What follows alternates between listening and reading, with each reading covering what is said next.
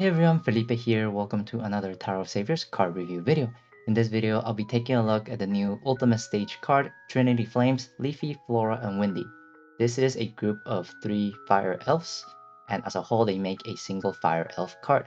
They have a CD6 skill with the following effect.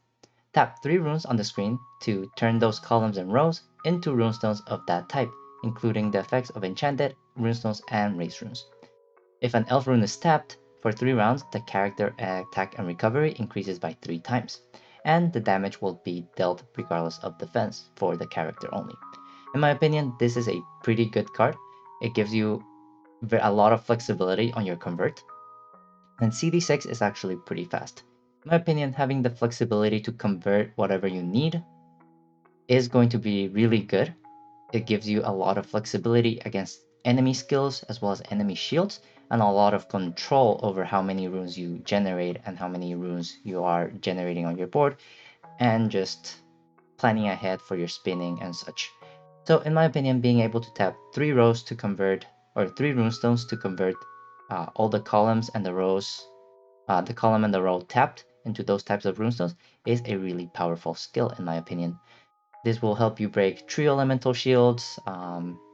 If the board presents itself, it can also break quintet elemental shields, as well as equal combo shields, any runestone requirement shields that you might need.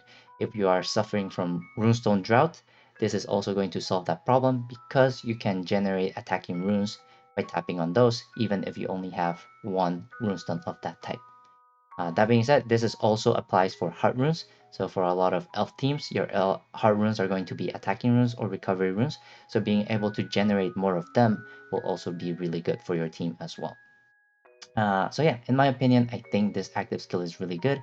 And you do have a secondary effect that if you tap an elf rune, you do get 3 times attack and recovery boost for 3 rounds, as well as a defense breaking skill, which is a really nice bonus to have, but I do think his main effect is going to be the conversion effect.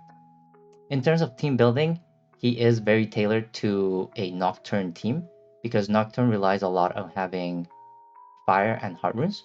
So if you run out of fire and heart runes, you can use um, Leafy, Flora, and Windie to generate more heart and fire runes for your overheal as well as your attacking runes against the enemies.